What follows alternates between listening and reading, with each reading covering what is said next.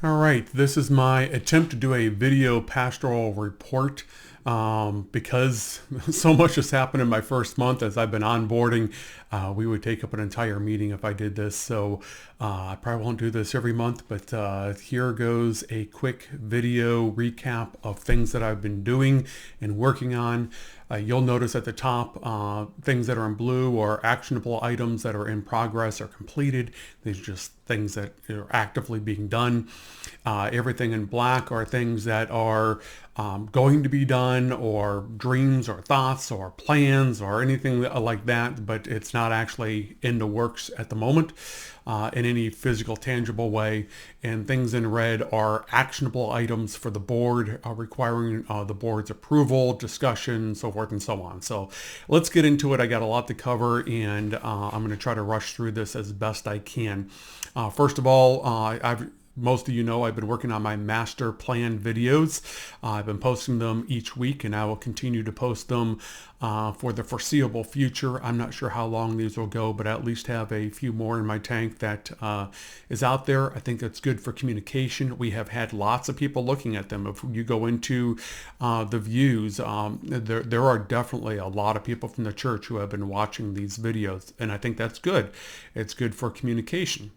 Whether people like the content or don't like the content, the key is that they know what it is. They have something to talk about, and whether they like or don't like, let's have the conversations and figure out how we can move forward. But these are the videos that they're doing what they were intended to do, is to communicate my thoughts and plans to the congregation. I have created a mind map, one of these diagram things that look confusing to most people, but it was like to try to spit out and put all of my ideas on paper, and then I turned that into a timeline, and then I also turned that into kind of a church structure. It doesn't seem like the church structure is incredibly clear. I'm not trying to reinvent the wheel and reinvent a new church structure. It's at least not clear to me. It is to some degree, but I'm trying to make it clear and spell it out. So I've created one of those church structure diagrams to figure out where things fit, and maybe where there's missing components and things that we need a task force or a group to kind of focus on, but we don't have someone in that area. And so I've been working on that area, because the key is all of these plans don't mean anything if we don't have the people to cover them. So I'm coming up with an actionable plan to have specific people in charge of different things, whether it's one person or a group or a team. With that, the tech team, I've been running them ragged. They have been doing a lot. So they're creating an announcement page so we can get the announcements up online. I was stunned to realize that there were no announcements online. Bulletins, they get thrown away as soon as people walk out the door. So, midweek, someone's like, oh, what time is this event happening? They can go to the website and find out what time. Plus, a visitor coming to the website, that's where they're going to see how active the church is. They're not going to see the announcements and come to one of those events necessarily. And not that that would be impossible, but that's not a common thing to happen. What's more likely going to happen is they're just going to see that we're active, what kind of activities that we have. So that's important for both the visitor and for the member, finding out what time things are. The prayer page, so we have a prayer page up on the website, another channel for people to offer prayer requests. I know there's been kind of a lot of controversial talk about what may or may not happen with the times of concerns during the worship time, but regardless, there are many people who just don't want to voice their concerns during church, but this is going to provide an opportunity for someone to privately put on the page, and there's even a check box there for them to mark whether it would be public or private. Are we going to pray for them in church, or is it just a private prayer for the pastor or the Stevens ministers? And then general improvements to the website have been being made, just little tweaks here and there. Church track management software. This is a big one. I have a packet that went out to you folks with the recommendation inside of it. So hopefully you had a chance to run over that. The price range is $480 to $720. So that depends on the size of the church and what we're going with. It does seem to make sense. We would get use out of doing the plus, the greater package. But as far as congregational size, we're clearly not 500 member congregation now, but we do have 300 and some people on our mailing list. But also remember that this church management software is going to include historical data of people who are not on the mailing list anymore. It's going to include vendors. It's going to include other churches, things like that. That would add to the numbers. And then, of course, we're a growing church. So if we continue to have visitors over the next year, whether those visitors stay for a second visit or not, they will be input into the system. We would probably get to that 500 number really quickly. So we can do 500 right now if the board wants to save a couple of bucks. But I think part of the recommendation or thought process was it's not that far of a price jump to go to the unlimited and just go to the whole enchilada right now for what is somewhat of a minimal price increase for what we'd be getting out of it. But if we wanted to start slow, we can always add later. I'm not trying to sell one way or the other. I'm just trying to present what the situation is. So we need to make a decision on that one. The church track, I'd like to get that approved as soon as possible and get that installed as soon as possible.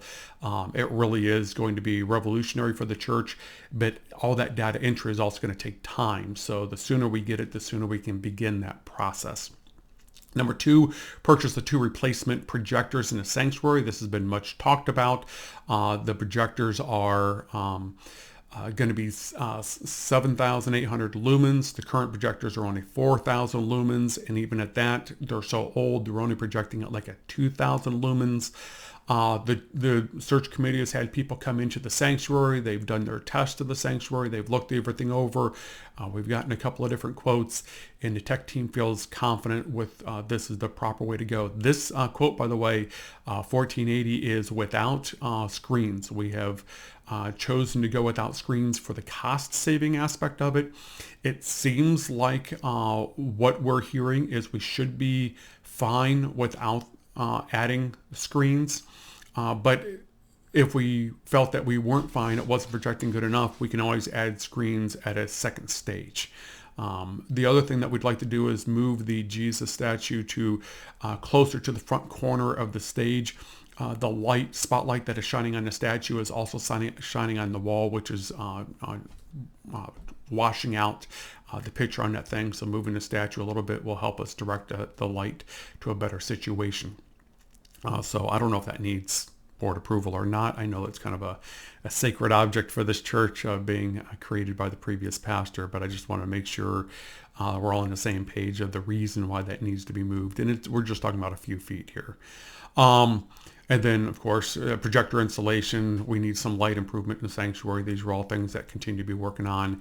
And a plan your visit page, which we'll address at a later time.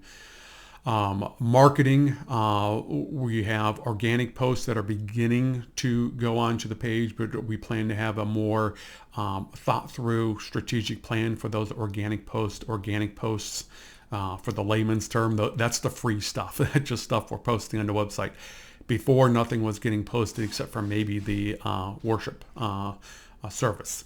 Also, we have a private page. We have a public page. Most of the church's activity has been on the private page. Goes without saying. You're not going to reach many people on a private page, so we got to get the public page very active to reach people. We've talked about local newspapers, mailing to new residents through Christmas time. Prepare a fall marketing campaign budget request. That's coming soon. I know I've already emailed some stuff were included, Carl and Pat, in the marketing team email that we have, so they're kind of privy to the numbers, but we are talking big numbers for a marketing campaign for the fall. That would specifically be for the fall, so we're not talking about doing this indefinitely. I think we should be doing marketing indefinitely, but this big push would be for the fall. But that'll be something we address at future board meetings. Hospitality, we're going to develop procedures for hospitality. If you saw the video on hospitality, then you kind of get what we need to address there. The Stephen ministers are going to help with the hospitality. We have greeters, we have ushers. We're going to include a different phase, which are hosts, which are going to help nurture and guide a visitor through the process. If a visitor wants to sit quietly in the back row and not talk to anyone, then they certainly will be allowed to do that. But I think a lot of the visitors would appreciate a little bit more care, being introduced to the pastor, walked around touring the church, seeing where the kids are going to be if they have kids, so forth and so on. If you saw the video, I don't need to go over the entire video. If you have not seen the video, I'd go back to the video, but just know that things with hospitality are going to be increased. We also need to do a lot of work with the children's program as far as specifically safety and communicating that safety to the parents. Some of the safety protocols are in place. It just, it's not clear to a parent coming in. So we need to do that as far with the hospitality. Retention, again, I just launched a video on retention, again, having procedures developed. This is going to be greatly impacted by the church management software, the Church Track that we just talked about earlier, being able to log everyone in the church into the computer, but also what organizations they are a part of. And then once we find out what organizations they were a part of, better, most importantly, we can print out a report of who's not attached to anything. And pretty much the rule of thumb is, especially for newer visitors, if they are not a part of some small group outside of worship, they will not be in worship within a year. We need to get everyone connected to some form of small intimate group. So that's going to be retention. We'll be working on that and developing a plan for that. At this point, we really have no infrastructure for that. The CRM, the church management software, is going to be the first phase of that, but then we got to get people power to work and do the legwork behind that. So that's going to be a work in progress. Again, all of these plans are focusing on fall. So we have the summer to do it, but we need to start working now, May, June, July, and then into August to be working on accomplishing these tasks. Stephen ministers, we're revisioning what Stephen ministers are, how they're going to be utilized.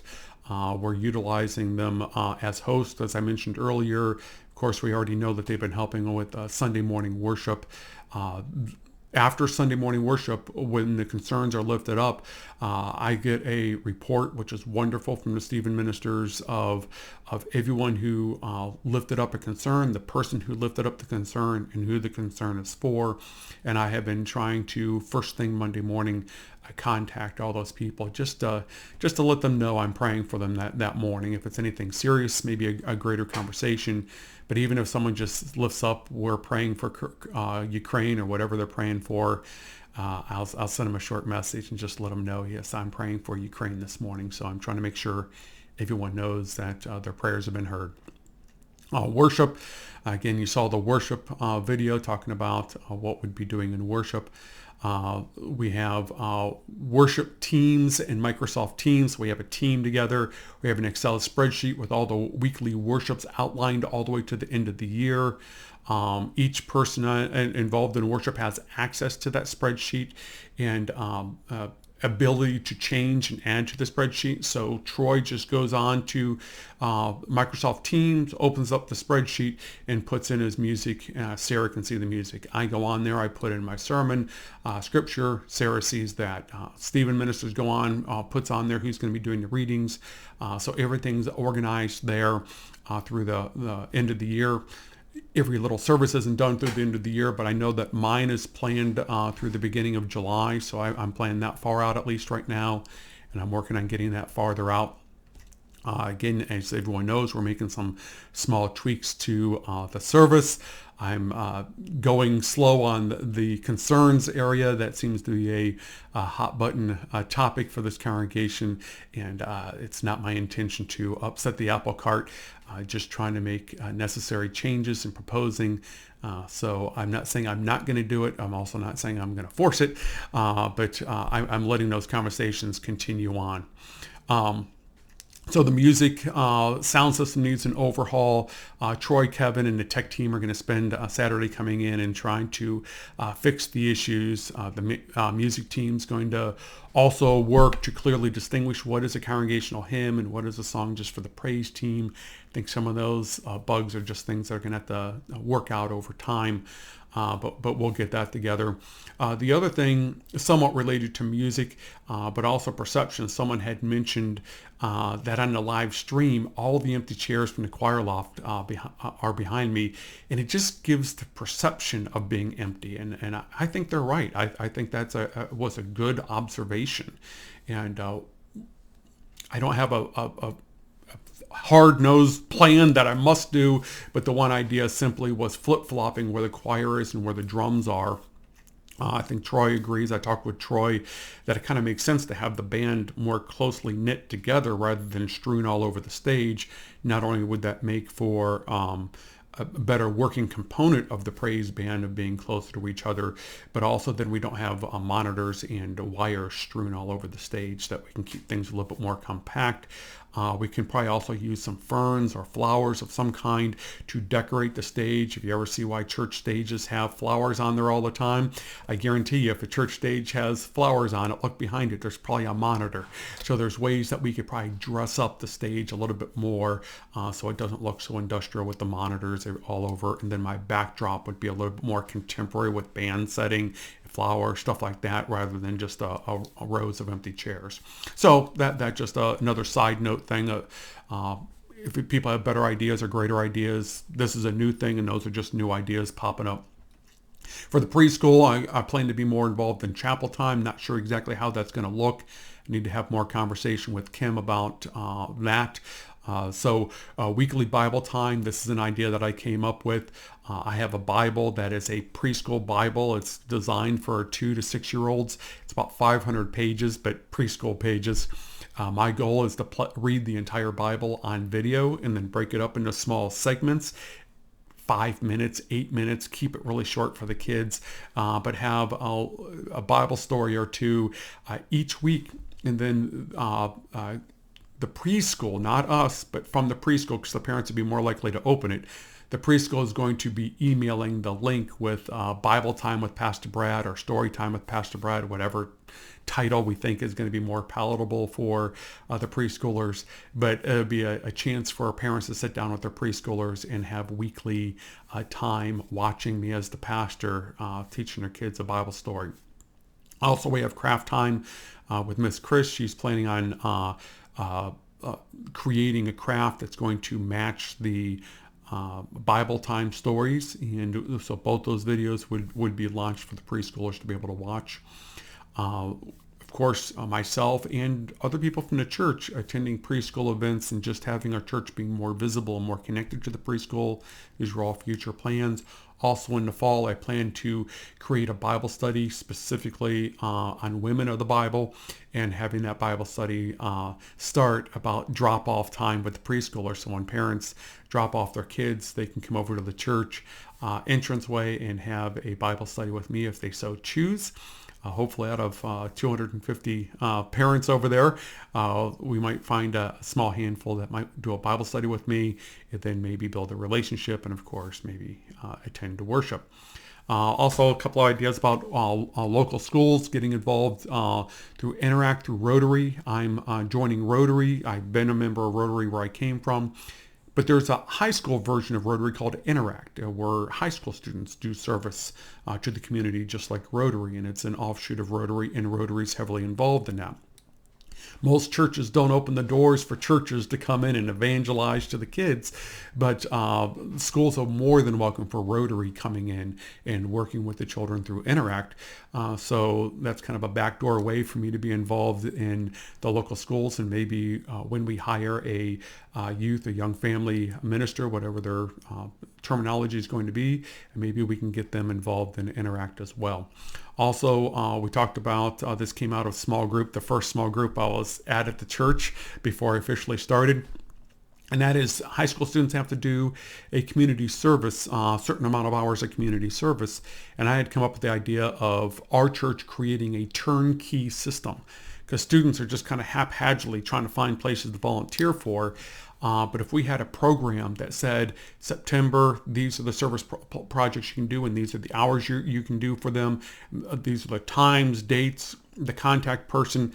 October, here's your things. And we came up with a structured turnkey plan that had multiple opportunities for service, the specific hours they would earn for those service and who to contact people, and we had some kind of a coordinator for that turnkey system. I think that if we advertise that out to high school students or to guidance counselors who are helping students find a place, that we would get a lot of high school kids working their service projects through the church. Maybe not necessarily just to the church, but and service projects we're doing to the community, joining us with those service projects. Again, building those relationships, building those connections. That's how church growth happens. Children's church, of course, find more leaders. That's the story of every small church. Find more leaders, find more leaders, find more leaders. If we're going to do church growth, more kids means more leaders. Church-friendly meeting place. Yeah, I'm sure it's probably worked okay right now, but come fall, I think that we need to move out of that office and move into a real childcare room. Again, as we grow, that's going to be even more of a necessity. We need to start planning for multiple classes as we grow, multiple age ranges. We shouldn't be having 18 kids of various ages in one classroom. It just not safe and good optics for new visitors coming in. We need to have some kind of a sign-in, sign-out procedure, which is going to be complex with our children's church. How do we sign in to visitors' children with the system we have in place? I'm not saying it's impossible, but it's going to be complex. We're going to have to think that through. There are some ideas and strategies we can use. And again, based on the video, I talked about just doing a better job of informing the parents of leaders, locations, safety, doing that online before they come to the church, doing that when they get to the church. As far as Windsong, I don't know if someone else can be bringing this up today, but Arbor dedication set for our June 18th. We're going to try to keep the worship service short to about 45 minutes that day, and then we're going to move outside for the dedication to begin around 11 o'clock. I've been working with Reverend Marcelino, been trying to get more bilingual into the worship experience. That's just a small homage, a first step of what we can be doing, but it's the least we could be doing is at least occasionally, if not getting more used to doing it fairly regularly, of doing multilingual stuff within the worship service, but also just within the church. If we're going to be reaching that community, it just shows that we're making an effort. But also, I'd like to be working more with Reverend Marcelino about how to better reach out to the Spanish-speaking community around our church to kind of draw them into the church. A couple of personal things as far as my days out of the church. May 7th, I will be at my daughter's wedding. I have pulpit supply ready for that. Also, August 6th, this is a trip that I've had planned for well over a year now, and I will be in Paris. So I'll have pulpit supply already lined up for that day as well. So I have, in my pastor's report, I have the names and phone numbers. The office has that information, but I just thought I'd convey that information to you. That is the entire pastor's report. I know I rushed through it. There was a lot. Anyone needs to email me, talk to me, take me out for coffee, have a phone call, whatever. I'm more than happy to talk to anyone about any part of the stuff. I'm not rushing through it to try to gloss over anything. There's just a lot here, and I'm trying to make this video something that's palatable for people to sit through. So with that, I look forward to seeing everyone at the board meeting.